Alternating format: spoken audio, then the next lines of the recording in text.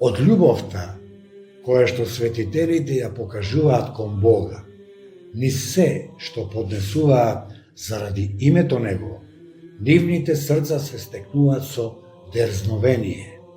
Него да го гледаат слободно, та со увереност да бараат од Него исполнување на нивните молби, оти голема е силата на молитвата, која што се збива со дерзновение пред Бога.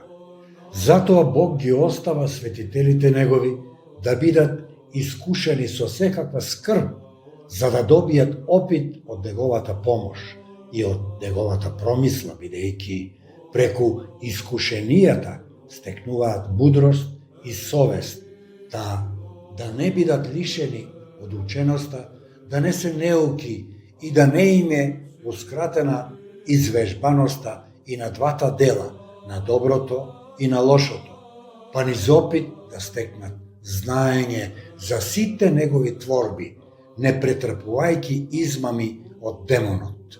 Зашто, доколку се вежбаа само во добрите нешта, тогаш ќе беа лишени од вежбањето во лошите нешта и следствено во борбите ќе беа соголени и неискусни. Но ако кажеме дека Бог може да ги извежба нив, без точно да ги познаваат искушенијата, тоа би значило оти Бог сака Неговите возлюбени пријатели да станат како безсловесните животни, кои немаат слобода во ниједна работа. Човекот никогаш не го чувствува доброто, доколку не го искуси злото, за кога ќе ги сретне добрата, да ги употреби мир со знаење и слобода како негови сопствени. Колку е сладко знаењето, кое што е стекнато преку искуството во делата и преку подвигот, и каква сила му овозможува на оној кој што го стекнал знаењето преку мноштвото опит. На оние кои што ја почувствувале помошта и нејзината вредност, ним им е позната немоќта на човечката природа и помошта на Божјата сила. Тие тогаш ја чувствуваат и помошта на знаењето. Кога Бог ја одзема од нив Неговата божествена сила, тогаш прави да ги почувствуваат немоќто на човечката природа и тешкотијата на искушенијата, злобата на непријателот и со кој непријател се бора, со каква немоќна природа се облечени, како и тоа дека навистина се запазени со Божјата сила, колку напреднале во доблеста, колку се воздигнале преку неа и дека кога од нив ќе се оддалечи божествената сила, немоќни се против страстите.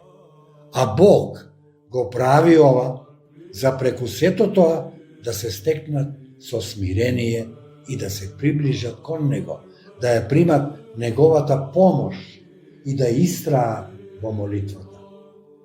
И како би ги научиле сите овие нешта, освен искусувајќи мноштво зло и многу искушенија, во кои што паднале по Божјото допуштение, како што вели апостол Павел, за да не се погордеам заради мноштвото откровенија, ми се даде трн во телото, ангел сатанин.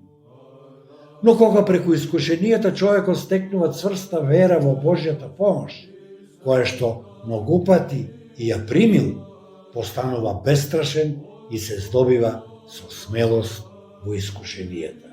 Искушението е корисно за секој човек, бидејќи ако искушението му беше полезно и на апостолот Павел, тогаш нека се затвори секоја уста и сиот свет нека биде виновен пред Бога. Подвижниците биваат искушувани за да го зголемат своето духовно богатство. Мрзливите пак за така да се сочуваат од оние нешта кои би им наштетиле, оние кои што се наоѓаат далеко од Бога за да се приближат кон Него, а пак пријателите Божи за да имаат дерзновение. Неизвежбаниот син не го прима богатството на помошта на неговиот небесен Отец. Затоа Бог најпрви го искушува и го измачува неговиот слуга, па дури потоа му го покажува дар. Нека е препрославено името на нашиот владика, кој што преку горки лекови ни го дава нам сладкото здравје. Не постои ниту еден помеѓу луѓето кој што за време на вежбањето не се оттоварува и не негодува.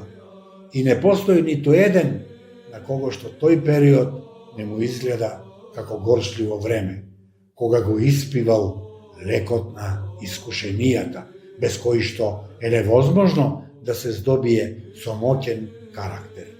Но не е во наша моќ да ги поднесеме искушенијата. Инаку, како е можно земјен сад да ја задржи водата, доколку Божиот оган не го утврди?